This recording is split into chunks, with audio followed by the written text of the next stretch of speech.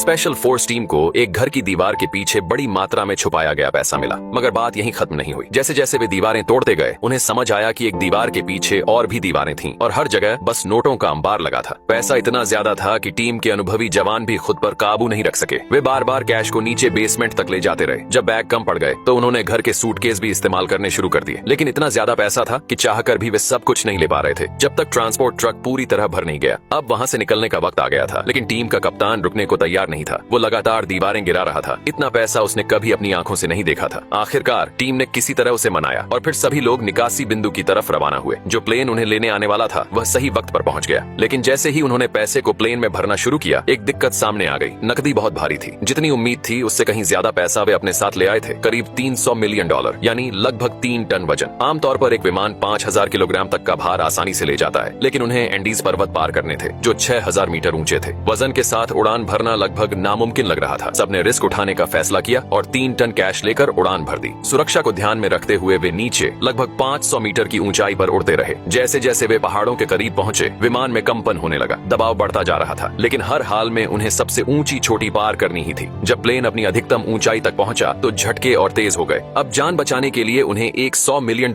बाहर फेंकना पड़ा। वजन कम होते ही विमान ऊंचा उठने लगा और वो लगभग चोटी के पार पहुंच ही चुके थे कि अचानक प्लेन नीचे की तरफ गिरने लगा। सभी डर गए, लेकिन पायलट ने किसी तरह विमान को संभाल लिया और चोटी के किनारे से उसे मोड़ दिया। सबने चैन की सांस ली। तभी प्लेन से धुआं निकलना शुरू हो गया और उसकी ताकत कम होती जा रही थी। पायलट ने तुरंत आदेश दिया कि बचा हुआ सारा पैसा भी बाहर फेंक दिया जाए। मजबूरी में एक सैनिक ने हैच खोला, बाहर निकला और रस्सी काट दी। सारा कैश नीचे गिर गया और प्लेन फिर से संतुलन में आ गया, लेकिन वो और गिरने ही वाला था। सभी उसे पकड़ने दौड़े, लेकिन अफसोस, देर बाद प्लेन जमीन से जा टकराया। लेकिन किस्मत अच्छी थी, प्लेन फटा नहीं और किसी तरह सभी जिंदा बच गए।